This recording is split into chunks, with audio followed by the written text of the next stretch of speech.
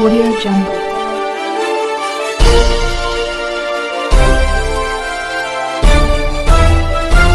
Audio Jungle.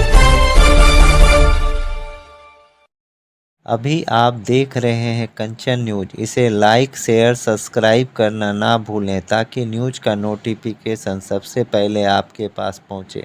अब चलिए खबरें विस्तार से। जो आज की इस महत्वपूर्ण प्रेस वार्ता में आप सबका स्वागत है। और आज हम एक बहुत ही गंभीर विषय पर, जो बिहार के आम जन को प्रभावित कर रहा है, लेकिन सीधे तौर पर प्रशासनिक भ्रष्टाचार और शीर्ष पद पे बैठे हुए लोग किस तरह से सत्ता का और प्रशासनिक अमले का दुरुपयोग करके भ्रष्टाचार करते हैं, अपने करीबियों को, सगे संबंधियों को फ़ायदा पहुंचाते हैं और लगातार साल दर साल ये काम करते रहते हैं। और किसी भी तरह का सवाल जवाब या सिस्टम में उनके जवाबदेही तय करने की कोशिश हो तो किस तरह से सिस्टम को कैप्चर कर लिया गया है, जहाँ पे कि ये सारी बातें बाहर तक नहीं आने दी जाती, उस पर यह प्रेस वार्ता है। देखिए, पिछले कुछ महीने से ऊर्जा विभाग बिहार का चर्चा में है और बिहार के ऊर्जा विभाग के जो प्रधान सचिव हैं और जो सीएमडी हैं संजीव हंस, वो सुर्खियों में है। उनकी खूब चर्चा हो रही है। प्रवर्तन निदेशालय छापेमारी कर रहा है, कई सबूत मिले हैं, कई ऐसे मसले मिले हैं जिसके आधार पर अब तक बिहार सरकार को ज़रूर कोई ना कोई एक्शन ले लेना चाहिए था। लेकिन हम सब देख रहे हैं कि ऊर्जा विभाग के सीएमडी बड़े शान से उसी कुर्सी पर बैठे हुए हैं जिसको वो पिछले लगभग 4 साल से जिस पर विराजमान थे। उनकी सेहत पर खास कोई असर पड़ा नहीं है और ऊर्जा विभाग और उसके सीएमडी पर तो चर्चा हो रही है। यहां तक कि उनकी पार्टनरशिप किसी नेता से थी, उसकी भी चर्चा हो रही है। गुलाब यादव नामक नेता से उसकी भी खूब चर्चा होती है। लेकिन बिहार के पॉलिटिकल सर्कल में एक एक आदमी को पता है कि आईएएस संजीव हंस की पार्टनरशिप अगर गुलाब यादव से थी तो उससे भी कहीं ज़्यादा मजबूत पार्टनरशिप उनकी एक और नेता से थी, जिस कारण से वो उस कुर्सी पर बैठे हुए हैं। और वो है उस विभाग के मंत्री, जिनमें पता नहीं कौन सी विलक्षण प्रतिभा है कि 1991 से लेकर आज तक पूरे बिहार में ऊर्जा मंत्री के पद के लिए कोई दूसरा योग्य आदमी मिल नहीं पाता है। ऐसी विलक्षण प्रतिभा देश में किसी और राज्य में आप ढूंढ के निकाल के हमको दिखा दीजिएगा तो मान जाएंगे। पूरे देश में कहीं पे भी 33 साल में अधिकांश समय, बीच में छिटपुट हो सकता है, मिस हुआ हो उनसे, लेकिन लगभग 33 वर्षों से लगातार ऊर्जा विभाग एक आदमी के संरक्षण में है, कब्जे में है। ऊर्जा विभाग के सीएमडी पर आरोप लग रहे हैं, संजीव हंस की चर्चा हो रही है, लेकिन विभाग के जो मुखिया हैं, जिनको सही में जवाब देना चाहिए था, उनको लेकर पूरा सन्नाटा है, उनको लेकर कोई चर्चा नहीं करता। उनकी एक कई विशेष उनकी खासियतें हैं। उनमें से एक है कि वो बहुत लो प्रोफाइल रहते हैं, मीडिया में ज़्यादा बात ही नहीं करते हैं, तो ज़्यादा चर्चा ही नहीं होती, ज़्यादा सुर्खियों में बात ही नहीं जाती। लेकिन कमाल की बात है कि मीडिया और पॉलिटिकल एस्टैब्लिशमेंट भी इस बात को नहीं उठा रहा है। इस बात को नहीं उठा रहा है कि ये संजीव हंस के जिलाधिकारी के तौर पे पहला पदस्थापन जो था वो उसी सुपौल में था जिस सुपौल में 34 साल से विजेंद्र यादव लगातार विधायक हैं, जिस सुपौल के पूरे प्रशासनिक सिस्टम पे कंप्लीट कैप्चर किया हुआ है। कुछ भी ऐसा सुपौल में होता है जो उनकी मर्जी के खिलाफ होता है तो वो विचलित से हो जाते हैं। कोसी में जाएंगे तो आपको एक एक आदमी ये बात बता देगा, दूर से वो चाहे कितनी भी सफ़ेद पोस्ट छवि बना चुके हों, लेकिन उनकी असल में जो कारनामे उनके रहे हैं वो ऐसा है जिसके आधार पे कह सकते हैं कि भ्रष्ट अधिकारियों के एक तरह के रिंग मास्टर बने हुए हैं। लंबी सूची है ऐसी। तो सुपौल में रहे पहले जिलाधिकारी के तौर पे पहले पदस्थापन के बाद, और पिछले लगभग 4 साल से ऊर्जा विभाग में है। आमतौर पे कोई अधिकारी 3 साल किसी विभाग में रह जाए तो कहा जाता है कि अब इसका ट्रांसफ़र कर दिया जाना चाहिए। ये विभाग के लिए भी और सोसाइटी एट लार्ज के लिए भी अच्छा है कि किसी को किसी विभाग का चार्ज ज़्यादा लंबे समय तक नहीं मिलना चाहिए। लेकिन विजेंद्र बाबू चार्ज में 33 साल से तरह तरह के आरोप लग रहे हैं।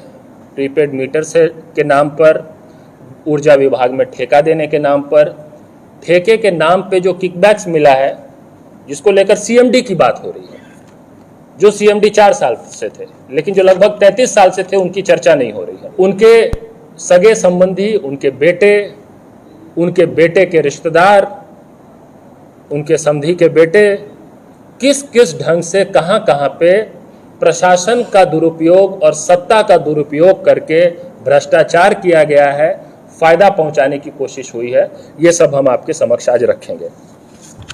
तो दोस्तों देखिए, पहले तो मैं जो ज़्यादा खतरनाक, ज़्यादा चिंताजनक बात है उस पर मैं बाद में आऊँगा। पहले इनका एक जो ये था ना 2005 वाला, 1990 से विजेंद्र यादव जी सुपौल विधानसभा क्षेत्र से विधायक हैं और आप जानते हैं कि जब चुनाव लड़ते हैं तो इलेक्शन कमीशन को डिक्लेरेशन दिया जाता है जिनमें अब खुद पर मुकदमे और अपनी शैक्षणिक योग्यता से लेकर कई तरह की बातों को सार्वजनिक करना होता है। उन्होंने लगातार चुनाव दर चुनाव अपनी शैक्षणिक योग्यता को लेकर ये बताया कि वो भागलपुर विश्वविद्यालय से 1969 में उन्होंने स्नातक किया है विज्ञान में। ये 2005 का इलेक्शन डिक्लेरेशन है। 2005 में विधानसभा चुनाव हुआ था, आपको ध्यान में होगा। ये उस वक्त का इलेक्शन डिक्लेरेशन है जिसमें मंत्री जी ने, वो मंत्री भी लगातार रहे हैं, मंत्री जी ने ये कहा कि वो स्नातक विज्ञान है। 2005 में मैं इंटर कर रहा था, तो देखिए मैं जब इंटर कर रहा था उस वक्त मंत्री जी ग्रेजुएट थे और जब मैं ग्रेजुएट हो गया तो मंत्री जी ने कहा कि वो दरअसल उन्होंने इंटर किया। तो 2020 में जब चुनाव लड़े मंत्री जी, तब उन्होंने बताया कि वो उनकी अधिकतम शैक्षणिक योग्यता जो है वो इंटर है। वो हर चुनाव में स्नातक बताते रहे, 2020 में इंटर हो गए। समय बढ़ता है, सबकी शैक्षणिक योग्यता बढ़ती है या रुक जाती है। आप लोगों के साथ भी ऐसा ही हुआ होगा। 10th के बाद आप 12th करते हैं, 12th के बाद इंटर, 12th के बाद आप ग्रेजुएट करते हैं, 12th के बाद तो इंटर सिर्फ अमित शाह करते हैं, 12th के बाद आप ग्रेजुएशन करते हैं। लेकिन यहाँ पे ग्रेजुएशन के बाद वो इंटर पास हो गए। इसी तरह से इसी 2005 के डिक्लेरेशन में देखिए एक है जो बहुत सनसनीखेज बात है। 1992 का एक मामला था जिस मामले में कोर्ट ने मंत्री जी को वर्ष 2000 में भगोड़ा घोषित कर दिया, एब्सकॉन्डिंग। मंत्री जी एब्सकॉन्डिंग थे वर्ष 2000 से लेकर 2006 तक, और उसके बीच में 2005 में विधानसभा चुनाव में फिर से डिक्लेरेशन होता है। उसी 2005 के डिक्लेरेशन में न वो उस केस का जिक्र करते हैं, वो एब्सकॉन्डिंग है, पुलिस उनको ढूंढ नहीं पा रही है, वो चुनाव ही नहीं लड़ रहे हैं, वो बिहार सरकार में मंत्री भी हैं और कोर्ट उनको भगोड़ा बता रहा है। तो ये इस तरह के कई मामले हैं। ये मैंने 2 आपको उदाहरण दिया है। आप लंबा बैठेंगे, लंबी बात करेंगे, हम आपको और उदाहरण दे देंगे कि जहाँ जहाँ पे किस किस ढंग से शपथ पर, ओथ पर गलत जानकारी दी गई है, जो अपराध है पूरी तरह से इस शीर्ष पद पे बैठे हुए व्यक्ति के लिए। अब जो इससे ज़्यादा चिंताजनक और जो भ्रष्टाचार का मामला है, अभी तक तो हल्का मामला मैं कह रहा था, इसकी तुलना भ्रष्टाचार की, ये कोई हल्का मामला नहीं है जो अभी तक हमने कहा। इतने भर में तो बड़े से बड़े नेता जेल में होते हैं, वो ये है।